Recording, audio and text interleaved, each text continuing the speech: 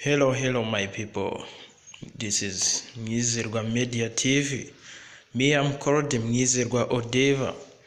I'm come again.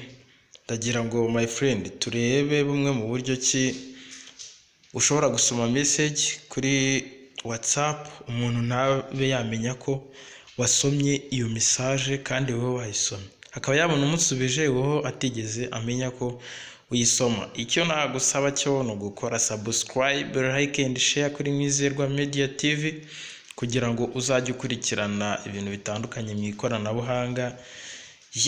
Reka tugende. Ikintu cya mbere urafungura WhatsApp yawe nk'ibisanzwe, nurangiza ukirike kuri utu turongo dutatu turi hejuru,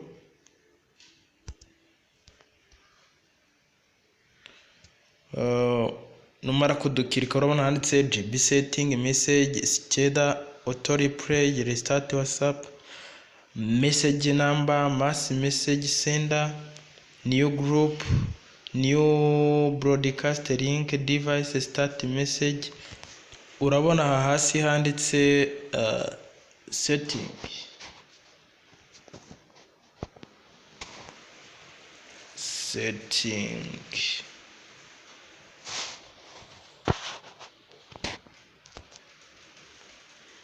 Ugurakirika aho handitse setting,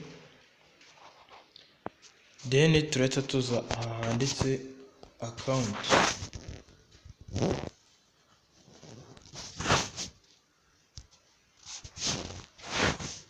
Numara kuza ahanditse account, urahitamo aha hari privacy.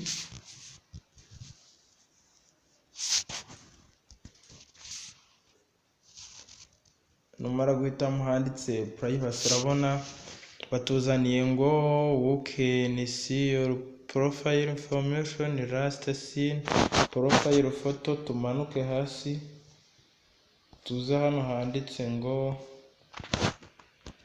read receipt. Ahangaha urabona ko hari akantu gahari gasa nk'agafunguye kanditse ngo read receipt.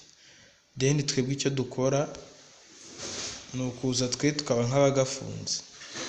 Dore nakangaka niko tugiye kuba nk'abafunga, tugiye gufunga. Ubwo uragakirikaho utegereze, urabona ko kifunze. Ubu gutya bimeze, nta muntu usomye message y'umuntu anyoherereje ntabwo ashobora kuza aho twatuvi tw'ubururu twerekana ko nasomye message.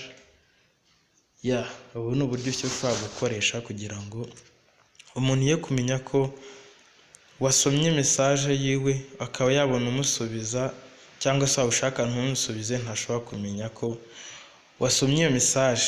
Iyi ni Mwizerwa TV, ndacyakomeza kubaha ibintu byinshi bigiye bitandukanye. Icyo ngusaba no gukora subscribe, ugakora like and share to your friend. So hasta la vista.